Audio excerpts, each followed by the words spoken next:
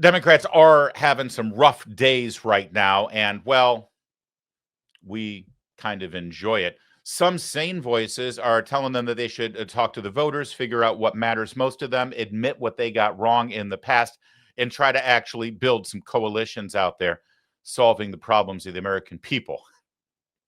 But most Democrats think that's crazy talk. No, they just have to keep attacking Donald Trump. James Carville has come out and openly admitted that Democrats need to quintuple down on lawfare and blow our system up if they ever win the White House again. We'll show you what he had to say in a second. But first, how about a sane, rational voice? Dan Turrentine. Listen, he's a liberal Democrat. He lives in New York. He worked for the Obama administration. He's worked with the Clintons, but he gets it. And he's a regular on the morning meeting with Sean Spicer and Mark Halperin. I fill in for Sean sometimes on that show. You should check it out. Here he was on Hannity last night admitting the real problem with the Democrats. If smart Democrats are out there, they should be listening to Dan, but they're not. Anything that you heard me say in that monologue you disagree with? Sean, I wish there was, but unfortunately, for people like myself and folks that are focused on trying to win races and rebuild our majority, it's horrifying that the party just will not come to grips with the depth of its problems and do the things to get out of it. And you said it earlier, there's two big problems. The first is our leadership, such as it is terrified of being canceled. If they come out and say it's great that the border has been secured, they'll be attacked. If they say that boys shouldn't be playing girls' sports, as Gavin Newsom and Rahm Emanuel did recently, they were attacked. If they come out and say it's great that the police keep our neighborhoods safe and that they're heroic in their efforts, they'll be attacked. And the second part is we continue to have no agenda to help the real lives of real people. It's Trump derangement syndrome and this academic stuff about authoritativeness. Until we come to grips with this and start doing this work, we're going to remain in a ditch. Yeah, Dan, let me go a little bit deeper here, because the question is, you're willing to say it. Why isn't Chuck Schumer? Why isn't, Nancy Pelosi? Why isn't Hakeem Jeffries? Do you think that Schumer, Jeffries, Pelosi, Democrats, are they silent because they're afraid, or are they silent because they're in agreement? They're silent because they're afraid. And take the two people here in New York City. Chuck Schumer's terrified of being primaried by AOC. There was a poll 2 months ago. He trails her by 20%. The only way that he could defeat her is to savage the base, right? Good luck being the Senate Majority Leader again if you go to war with your own base. The second is Hakeem Jeffries. He wants to be Speaker if we're able to retake the House. He needs the base. Pelosi has the backing of the base. She always has. But Jeffries is a former corporate lawyer out of New York City, and Chuck Schumer is a Bill Clinton Democrat. Unfortunately, that's not a popular place to be in our party right now. And so we have two leaders terrified of the base. All right. So listen, part of this is very gratifying because, frankly, as a lifelong Republican, I love to see them squandered right now. I love to see them completely shiftless, aimless. And while Dan Turrentine makes some sense here, and he's actually saying, listen, let's put a plan together. Let's be deliberate. Let's listen to the voters. Let's admit what we did was wrong. That's the way to go. Here comes James Carville doing a Leroy Jenkins, where he says all of the quiet stuff out loud about what he thinks Democrats should do if they're ever in power again. Republicans, just run this as an ad right now, letting voters know exactly what these maniacs will do if they ever get back in the White House. Take it away, Jimmy. The Democrats talk about democracy, and you have these people, importance of democracy and preserving democracy and saving democracy. Well, the truth of the matter is, people are right when they say this democracy is really imperfect. And they're going to have to do, if the Democrats win the presidency, the Senate and the House in 2028, which is not impossible. I don't know if you say likely or possible. I don't know what word but it's certainly not impossible. They are just going to have to unilaterally add Puerto Rico and the District of Columbia states. They're going to have to, the Congress does give, the Constitution gives Congress power over federal elections. I don't think they can redistrict, but they're things they're going to do. They're going to have to do it. They're just going to have to do it. And they may have to expand the court to 13 members. Any of those things in isolation I would be skeptical about. I would be cautious about. I would say, well, I don't know if that's the greatest idea in the world. You're opening Pandora's box, or all kinds of things. If you want to save democracy, I think you got to do all of those things, because we just are moving further and further away from being anything close to democracy. And I don't know if it's something that they should talk about during the campaign. I guess you probably would want to, because if you have a Democratic House, a Democratic Senator, and a Democratic President, they should do that on day one. 4 more United States senators, 4 more Supreme Court members, and some stringent national legislation on how you can do Congress. They could easily pass a law saying you can only redistrict once every 10 years. Yeah. I mean, what precipitated a constitutional crisis with this Supreme Court said you can't expand to 13. They say that some impediment to adding 2 more states. Sure. And what they do, they'll just issue a ruling on the shadow docket saying that it's overturned, but that you got to force ahead. Yeah, the shadow docket is supposed to be the emergency document. You only rule when there's an emergency. The shadow document now is emergencies or when Trump needs it. Right. And that's what they've done. And they don't give you a reason anymore. Yeah. I mean, so I don't know. I really don't. But if you're going to save this country or this republic or whatever you want to call it, you're going to have to do something in 2028, because it's slipping away from us by about a minute. Welcome to Octogenarian Cast here on the YouTube channel.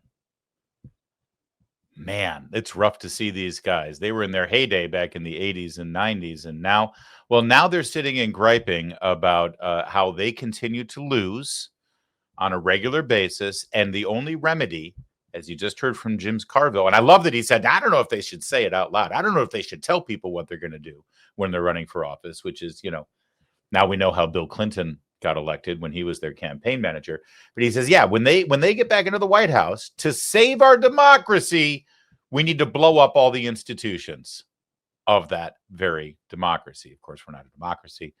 We're a constitutional republic. Yeah, jump in there and automatically, unilaterally, he said unilaterally grant statehood to D.C. and Puerto Rico. That gives you 4 more senators, and then expand the Supreme Court, and then continue.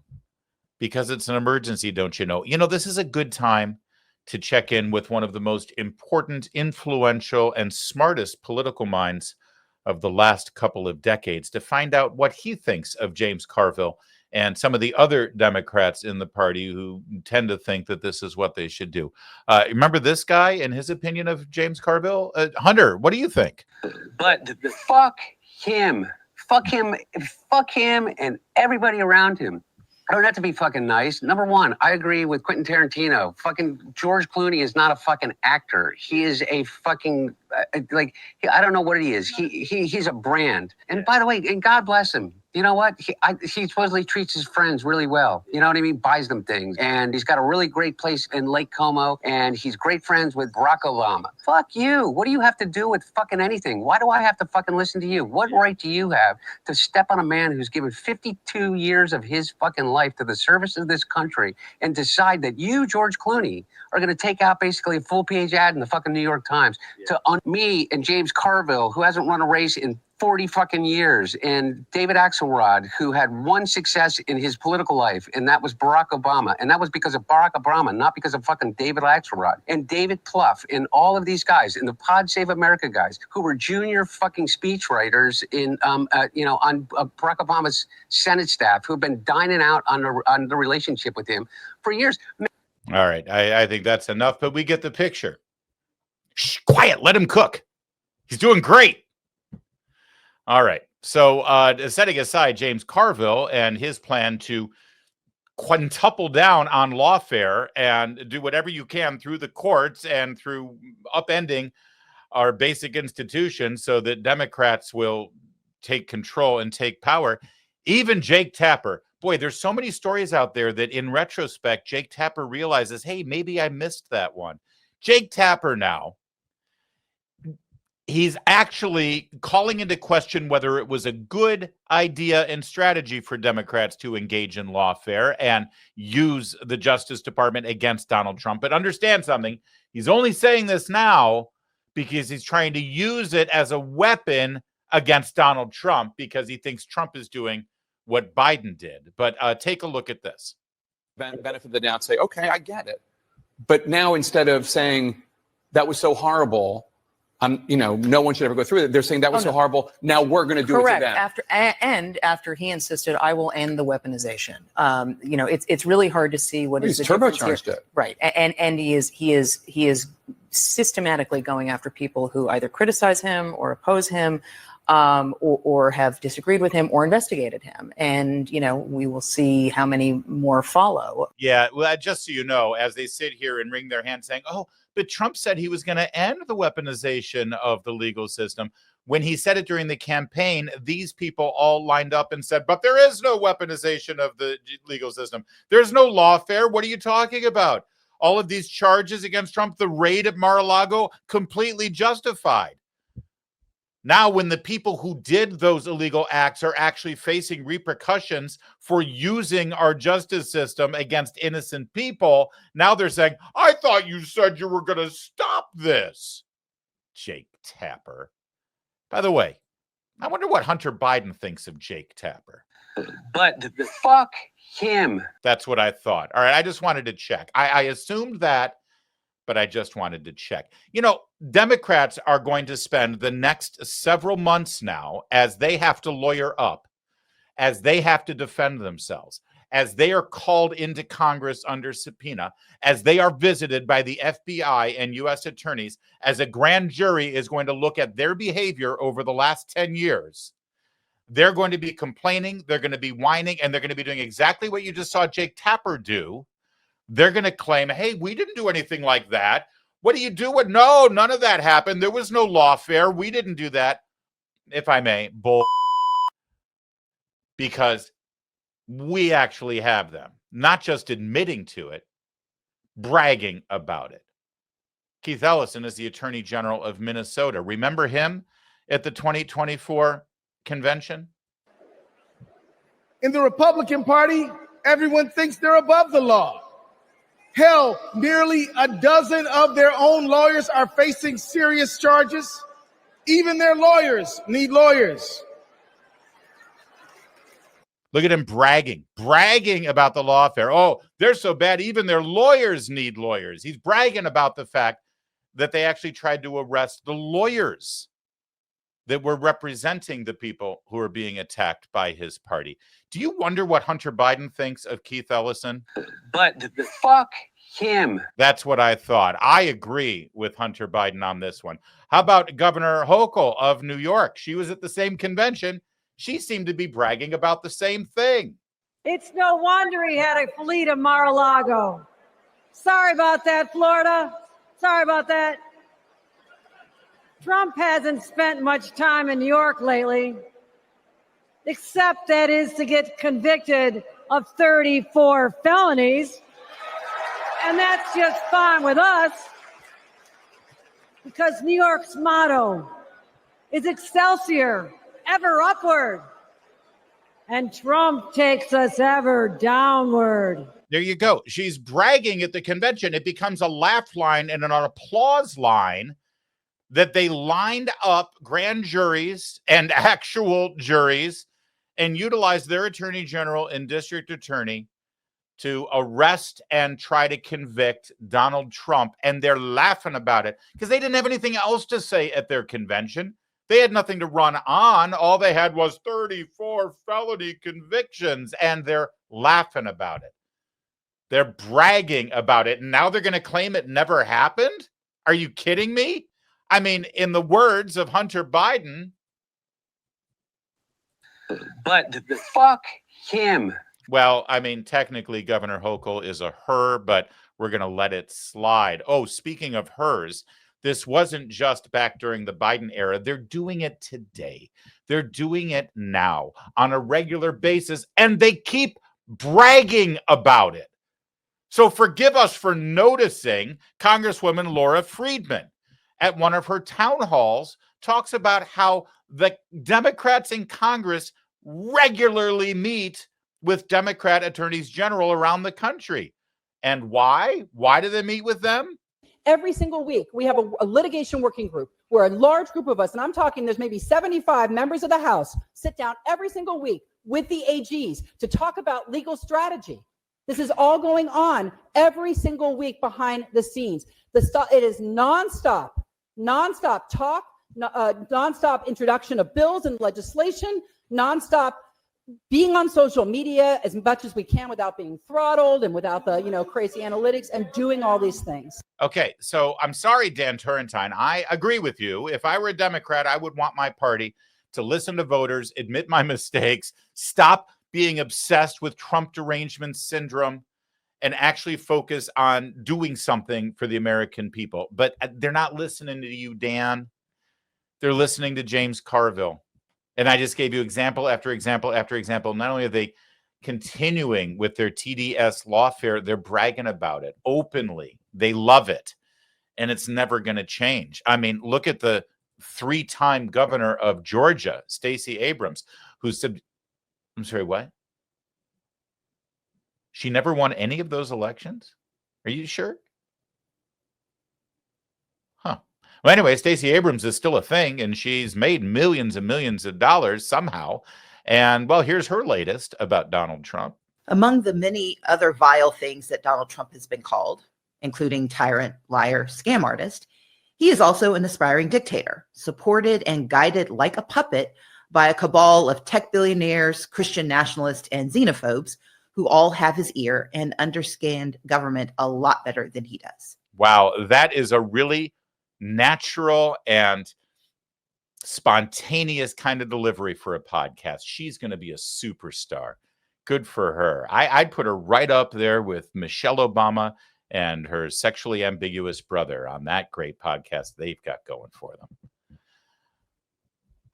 So there you go. That's the latest. He is an aspiring dictator. Stacey Abrams. She's really the voice of the future of the Democrat Party. Here's the problem that all of them don't quite understand. Donald Trump has run his last election. They should be treating him like a lame duck. That would be smart. That would be brilliant, actually. See, the problem is they continue to narrow their appeal in the country, but that narrow group that still supports them and loves them, those fanatics, they've been feeding them TDS, fever pitch,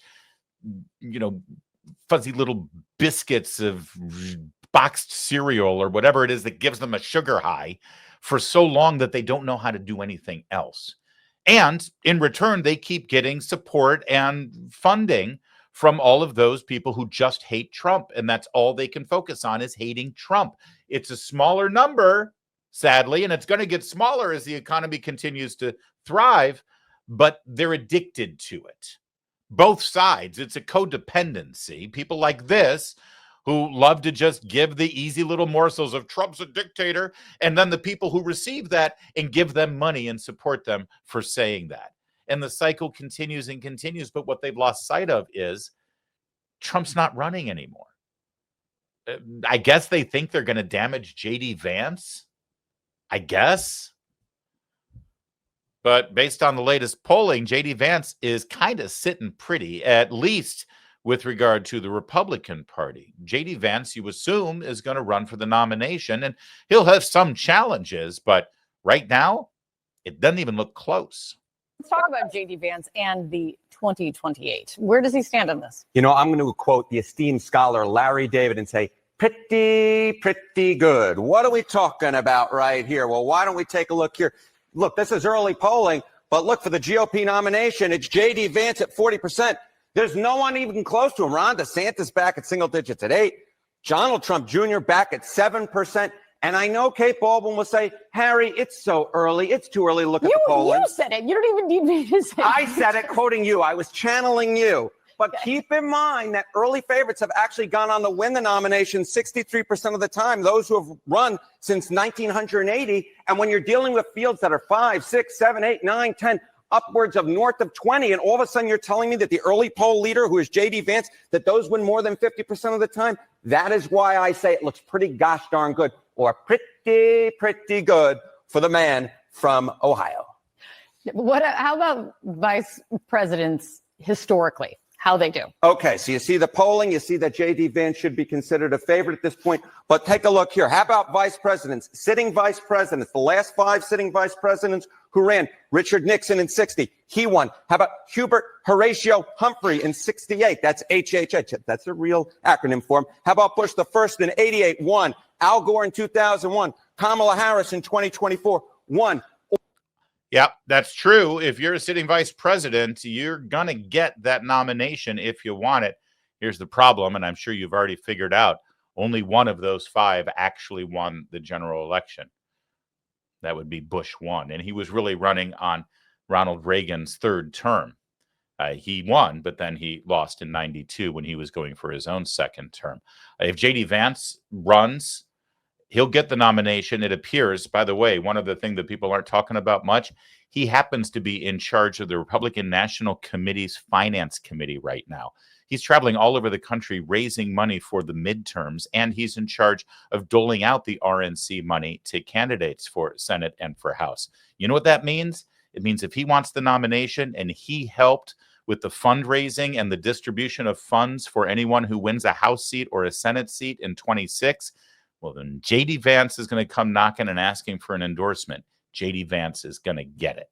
J.D. Vance is in the catbird seat right now. Frankly, I think the only discussion amongst the other candidates is who will the running mate be. As of today, things could change, but that's how it is as of today. If he runs for Trump's 3rd term and things continue along the path, and there's a lot of game to be played, that's probably a recipe for success. There's one other thing that's working in J.D. Vance's favor. As all of this insanity goes on with the Democrats, all the stuff that we just showed you, and all of the dirt they're trying to throw at him. And of course, it's not just the Democrat politicians. It's the media. It's the culture. It's academia. It's pop culture. It's everywhere. J.D. Vance handles it like a pro. Perfect example this morning. J.D. Vance has now gotten the dubious distinction of being featured in the latest episode of South Park. They treat Mar-a-Lago like it's Fantasy Island, and there's Donald Trump as what was the character's name now? Mr. It was Ricardo Montalban. Yeah, I can't remember. Somebody will remember. Huh? Mr. Garrison? No, Fantasy Island. Mr. Rourke. Mr. Rourke. That's what it was. I think I got it before the chat could tell me. There's Trump as Mr. Rourke, and there's the fat-faced meme of J.D. Vance as Tattoo. So there's South Park previewing that they're going to do this tonight on their episode. And what was J.D. Vance's reaction? He tweeted it out and said, well, I finally made it. That's how you handle it. He's funny. He's good. He's affable. He's right on the issues, and he can communicate with the voters. And as of now, he's in the catbird seat. And I'm telling you, Democrats continuing to focus on Trump, trying to slime Trump, trying to attack Trump, trying to sue Trump, trying to fight tooth and nail and follow the James Carville recipe book. Sorry, Jimmy Carville, but they're never actually going to get a chance to put your plan into place because they're not going to win again. Not if they continue down this path. Or, if I may, in the immortal words of Hunter Biden, but fuck him. Could not have said it better myself.